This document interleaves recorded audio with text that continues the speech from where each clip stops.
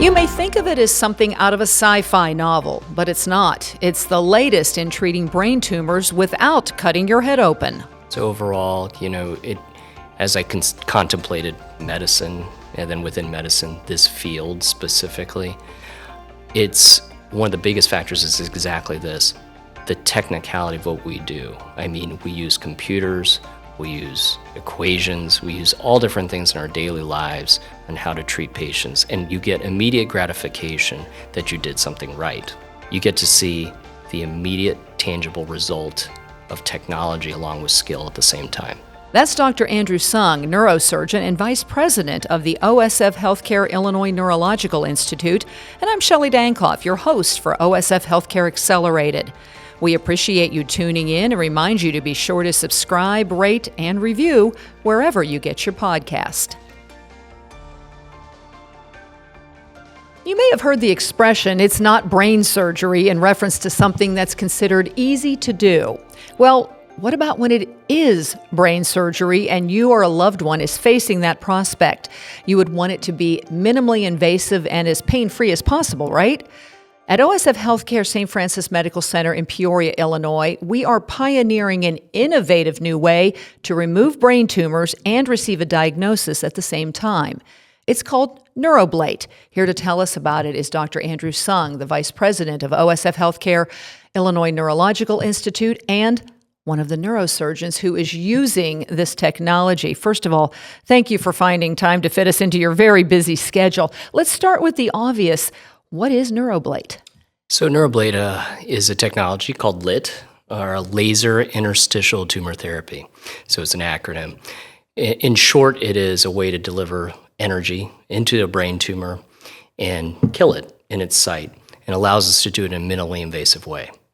So describe to me exactly how it works. I mean, this sounds like something out of a science fiction novel that we're pointing. So there's lasers involved, right? There are lasers involved. Okay. So it's not quite what you would think or what you would imagine, I'd presume. So there's some invasiveness. You go to sleep with anesthesia, and we do place a very small hole in through the skull, but it's done through a few millimeter incision. So if you think of an incision about the width of a pen or a pencil, Okay. And through that, we introduce a laser probe, and that's what delivers the energy to the tumor and the surrounding region. So it kind of goes inside and blows Yes. it up from the inside, if you will. We essentially heat that laser, which disperses the energy through the tumor, or what we call the necrosis, which is also a treatment, and it kills that zone. So then, therefore, we don't have to make a very large incision. It's very painless. Maybe not pain-free, but mostly painless, and patients like it, and they're able to go home very quickly. So there are a number of different types of brain tumors. There's not just one brain tumor out there.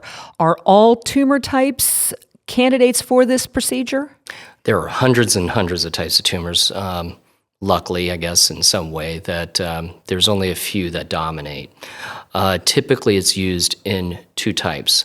That is glioma. That's one category, and the other is metastasis. And essentially, glioma are tumors that grow in the brain. Okay, they don't spread from anywhere else. And metastasis means a tumor that spread from somewhere else, so the exact opposite. So those are the main candidates for this, and gliomas also come in different varieties, right? So there are low-grade tumors, there are high-grade tumors, and it's not isolated to any of those categories within that, but that is your primary category for gliomas. How long does this surgery take, and what's the recovery time like? So it's great. I mean, honestly, the time that the laser is on can be measured in minutes, okay? So it can be I think our shortest time so far was maybe 1 minute and 40 seconds or somewhere thereabouts. So very short time that the laser is actually on.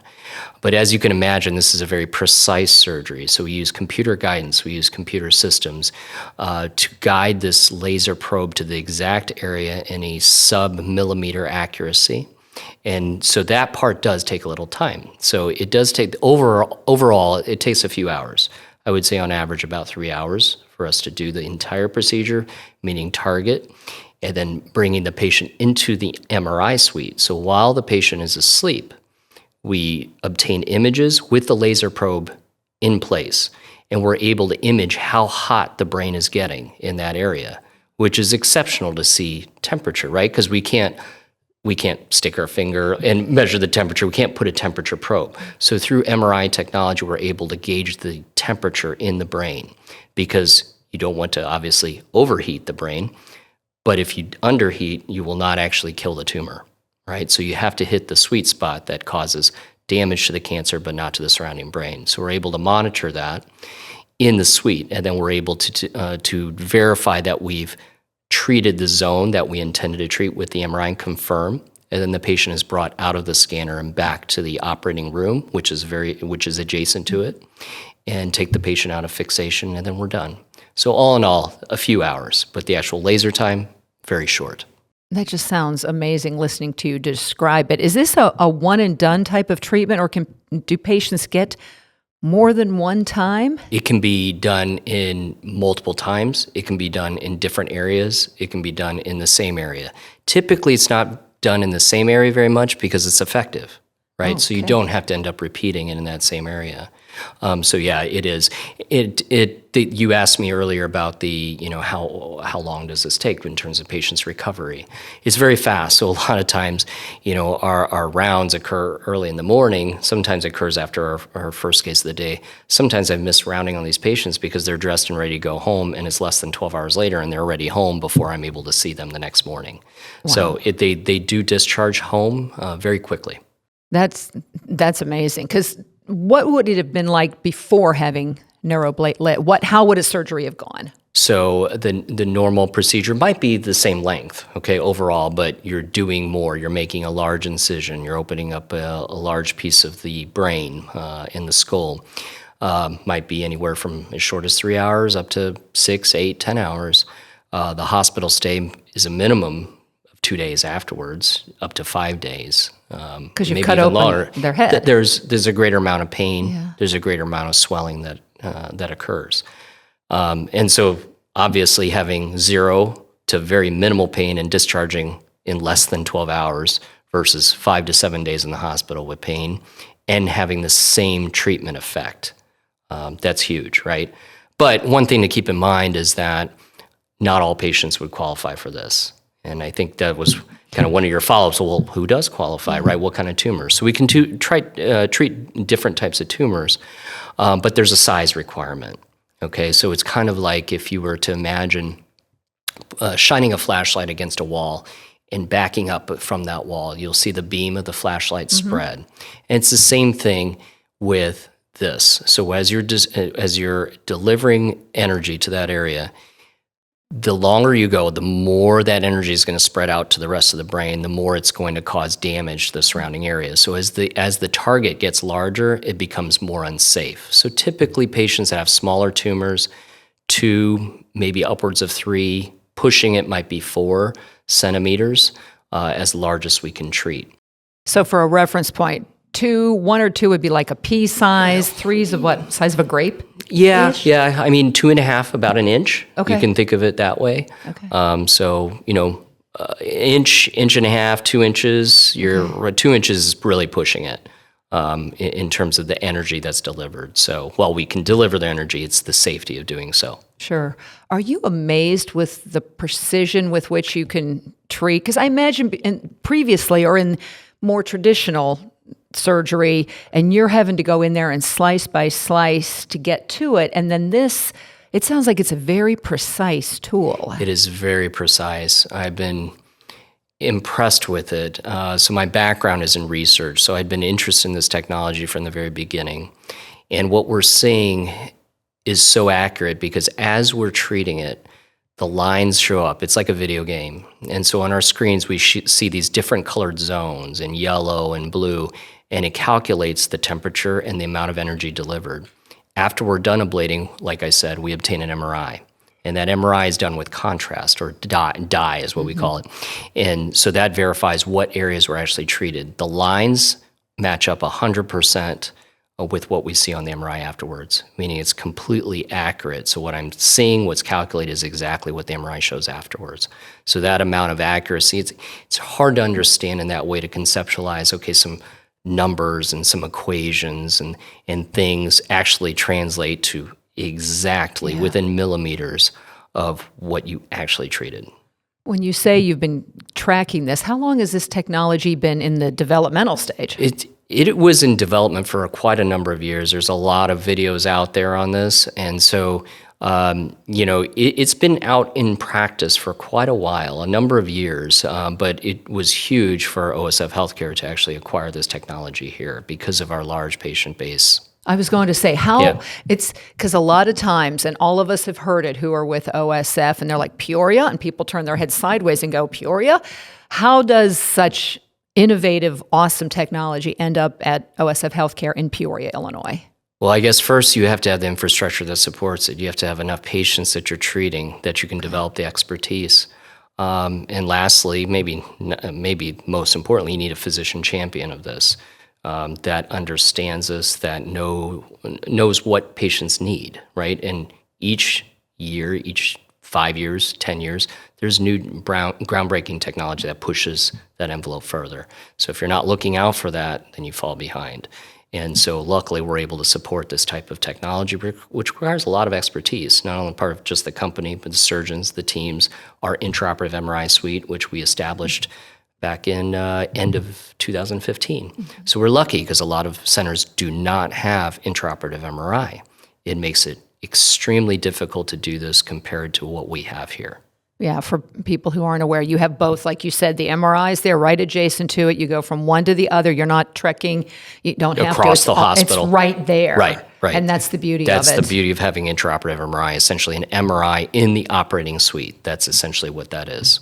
So when you say you have to have the patient volume for this, what numbers are we talking about that are being treated with this? Because that's a little scary to me that we're treating that many brain tumor patients. Right. Yeah. Well, it's not just an incidence and prevalence of disease. It's also, we treat a lot, but we also cover a lot of geography, right? So a lot of patients come here, and we want to be able to offer this when it's appropriate, right? There's no minimum number of, okay, you need to do X number, of patients or else it's not worth it. It's not like that, but it's really more on the basis of, does your infrastructure support this type of technology? Here, operatively, we treat a couple hundred a year, not just with lip, but everything. Sure. But we manage, treat many, many, many more. What are you hearing from patients? Oh, great stuff. Yeah. I mean, great stuff. Simply, and it's partly, it's like, it's almost underappreciated because you haven't seen, right? Most brain tumor patients haven't had it done to them multiple times, right? So, they come out and they say, yeah, I'm taking a Tylenol. Or I had a patient or two say, I haven't taken any pain meds. That's huge. It's maybe larger even to me because I've seen the other side of it when we do a surgery and it takes us 3 or 4 hours and it's an open surgery. And there's pain, there's more side effects to it, there's a longer hospital stay. Everyone wants to get home. We want to get patients home, right? And so I think it's huge on my end of things, maybe more so than the patient end of things even because I see it. Well, maybe this is a dumb follow-up question. What excites you most about this technology and what you are seeing with it? Really everything we've been talking about, just how minimally invasive it is. How patients just do as well as open surgery, if not better, right? Just being able to offer another means that is less risky. We do this a lot in patients that have had something occur. For example, they've had a surgery, they've had radiation, they're at risk for developing wound problems or complications overall. The less you do, the better it is, right? You'd say, I'm in the middle of treatment, for example. So it's a better option. At the same time, you have to maintain the same efficiency, efficaciousness of the treatment. And that's what we're offering. We're not saying we're doing a little bit less because you're sicker, and therefore it may not work as well. We're saying we're going to do something different that can help you just as well as the first surgery, for example. You talk about the research end that brought you into this. This is your life's work. This is your passion. What drives your passion for all things neurosurgical and neurological related? You've spent a lot of time on this. What drives that passion? I guess overall, as I contemplated medicine, and then within medicine, this field specifically, it's one of the biggest factors is exactly this, the technicality of what we do. I mean, we use computers, we use equations, we use all different things in our daily lives on how to treat patients, and you get immediate gratification that you did something right. Hopefully not wrong, and most of the time it is right. And so you get to see the immediate tangible result of technology along with skill at the same time.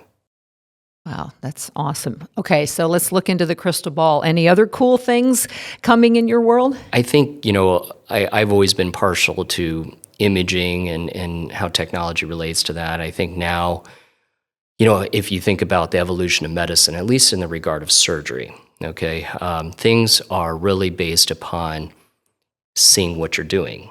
Sounds simple, right? But with the advent of CT, and then subsequently MRI. And so we were initially seeing in our first phases, okay, we're seeing the brain. Okay, we can now figure out where to go in the brain. And then we were starting to see anatomy. Then we saw anatomy on a greater level. And then we moved to the phase where we could see function. Okay, brain's different because it all looks the same kind of when you're in there.